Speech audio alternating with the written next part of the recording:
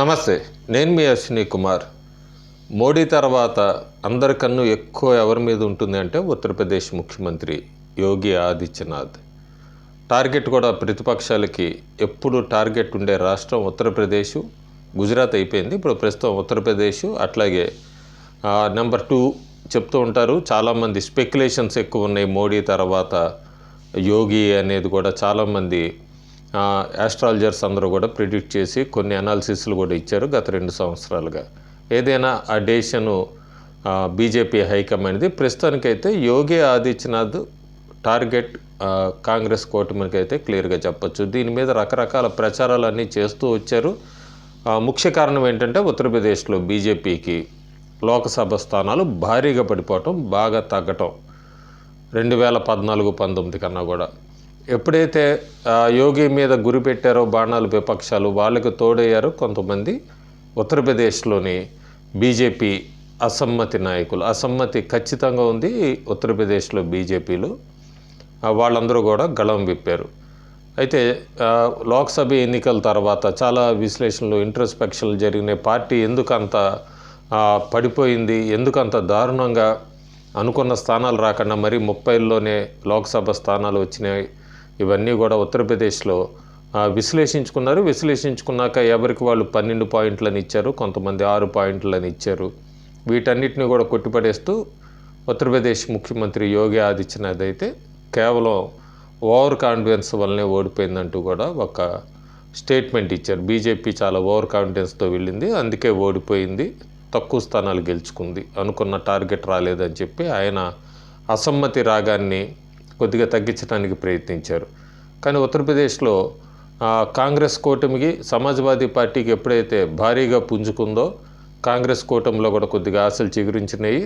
వెంటనే వాళ్ళు ఒక రకమైన ప్రచారం మొదలుపెట్టారు. అయోధ్యలో బీజేపీ ఓడిపోయిందని, అట్లాగే మొన్న ఉప ఎన్నికల్లో కూడా కాంగ్రెస్ బీజేపీ బద్రీనాథ్లో ఓడిపోయింది. ఎట్లా అంటూ కూడా రకరకాల ప్రచారాలను మొదలుపెట్టారు. యోగి అదేం పట్టించుకోవట్లేదు. ఆయన అనుకున్నవి చేయాలనుకుంటూ ముందుకే వెళ్తున్నాడు.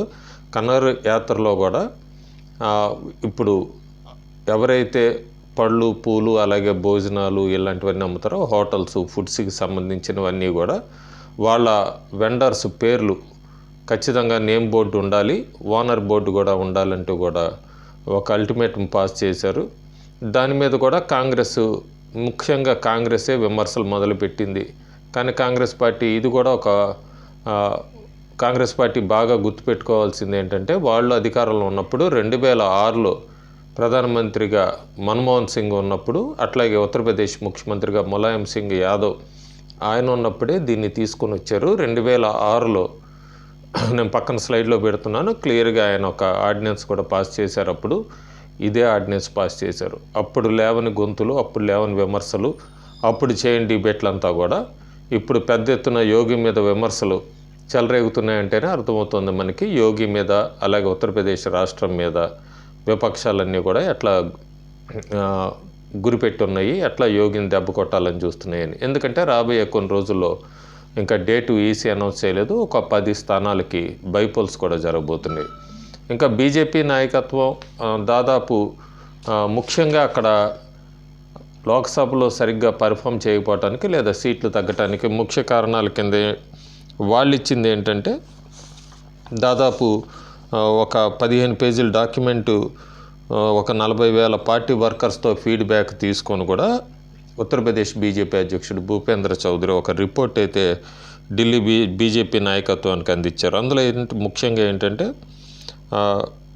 మెయిన్గా బ్యాక్వర్డ్ క్లాసెస్, మౌర్య, కుర్మి ఈ ఓట్ బ్యాంకు బీజేపీ నుంచి దూరంగా జరిగిందని, అట్లాగే 8% డిక్లైన్ ఓట్ షేర్లో కూడా తగ్గింది 2019తో పోలిస్తే.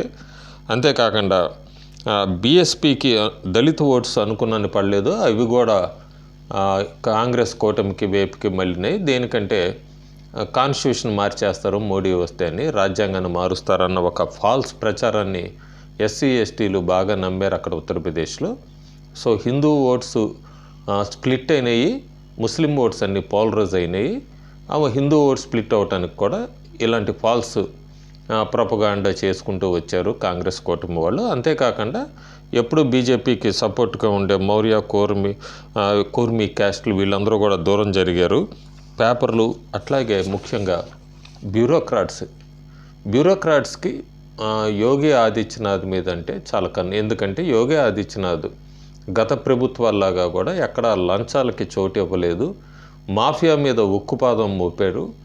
సో బ్యూరోక్రాట్స్ ముఖ్యంగా పోలీస్ డిపార్ట్మెంట్ 2024 లోక్సభ ఎన్నికల్లో బీజేపీకి వ్యతిరేకంగా పనిచేసింది. ఉత్తరప్రదేశ్లో మనం చాలా రాష్ట్రాల్లో చూసాము, పోలీస్ డిపార్ట్మెంట్ ఎటువైపు ఉంటే ఆ ప్రభుత్వాలే గెలుస్తూ వస్తున్నాయి కూడా. కానీ ఉత్తరప్రదేశ్లో కూడా బ్యూరోక్రాట్స్ చాలామంది ఉన్నా కూడా ముఖ్యమైన డిపార్ట్మెంట్ పోలీస్ డిపార్ట్మెంట్ యోగికి వ్యతిరేకంగా పనిచేసినాయి ఈసారి 2024 లోక్సభ ఎన్నికల్లో అన్నది కూడా ఆ రిపోర్టు ఒకటి సబ్మిట్ చేశారు ఉత్తరప్రదేశ్ బీజేపీ అధ్యక్షుడు. అంతేకాకుండా ఆయన మెయిన్గా ఇంకోటి బీఎస్పీ ఓట్స్ అన్నీ కూడా అటు వెళ్ళటం, బీఎస్పీకి పడకుండా ఇవన్నీ అని చెప్పారు. అయితే ప్రస్తుతానికి ఆదిత్యనాథ్ అయితే మాత్రం యోగి ఇవన్నీ పట్టించుకోకుండా ఆయన ముందుకే వెళ్తున్నారు.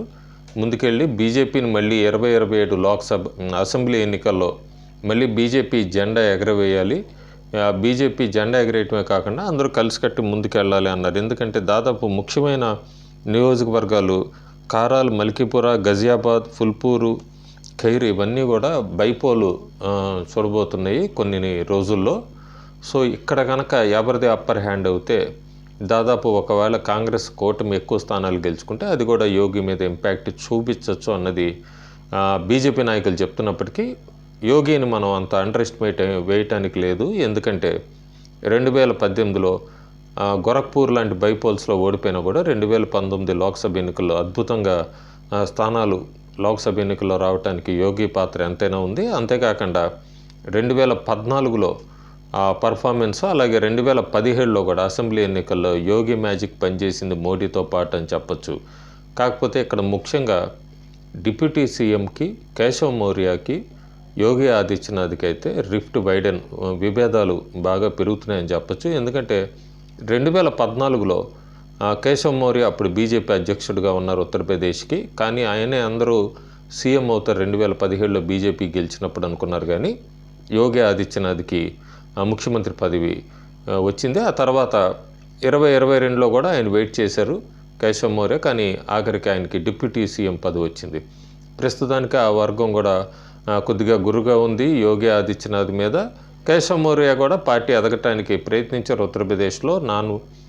ఓబీసీ అట్లాగే non Yadav communities vote bank అన్నింటిలో కూడా ఆయన కూడా ప్రముఖ పాత్ర ఉన్నప్పటికీ కూడా యోగి ఆదిత్యనాథ్కి ఉన్నంత పట్టు కానీ, అడ్మినిస్ట్రేషన్ మీద పట్టు కానీ, లేదా యోగి ఆదిత్యనాథ్ తీసుకొస్తున్న రిఫార్మ్స్ కానీ, యోగి ఆదిత్యనాథ్ తీసుకొస్తున్న డెవలప్మెంట్ ఇన్ఫ్రాస్ట్రక్చర్స్ మోడీతో కలిసి కానీ ఇవన్నీ కొద్ది కేశవ్ మౌర్యని వెనక్కి నెట్టినాయి అన్నది ఉత్తరప్రదేశ్ బీజేపీ కార్యకర్తల ఫీడ్బ్యాక్. సో ప్రస్తుతానికి ప్రధానమంత్రి నరేంద్ర మోడీ అయితే మళ్ళీ 2027 అసెంబ్లీ ఎన్నికల్లో యోగి ఆదిత్యనాథ్ ఫేస్తోనే అసెంబ్లీ ఎన్నికలకు వెళ్ళాలని డైరెక్షన్ ఇచ్చారని. కాకపోతే గురువారం నాడు బీజేపీ హెడ్ క్వార్టర్స్లో జరిగిన మీటింగ్లో భూపేంద్ర చౌదరి నేను ఉత్తరప్రదేశ్ రాష్ట్ర అధ్యక్షుడిగా రాజీనామా చేస్తాను అని చెప్పినట్టు దానికి ఇంకా అటువైపు నుంచి కూడా ఏ సమాధానం రాలేదన్నదైతే మనకు వినిపిస్తున్న వార్తలు. ప్రస్తుతానికైతే ఉత్తరప్రదేశ్లో జరగబోయే బైపోల్ చాలా కీన్గా ఉండబోతోంది. యోగి ఆదిత్యనాథ్కి ఇది కూడా పెద్ద పరీక్ష అనే చెప్పచ్చు. ఇక్కడ మనం ముఖ్యంగా గమనించాల్సింది బీజేపీ ఏమైనా బీఎస్పీతో వెళ్తుందా, బీఎస్పీ ఒంటరిగా వెళ్తుందా? బీఎస్పీ ఒంటరిగా వెళ్తే తన ఓటు బ్యాంకుని మళ్ళీ తన వైపు తిప్పుకోగలదా? లేదు తన ఓటు బ్యాంక్ మళ్ళీ కాంగ్రెస్ కూటమికి వైపుకి మళ్ళితే మాత్రం బీజేపీకి ఈసారి బైపోలర్ అని చెప్పచ్చు.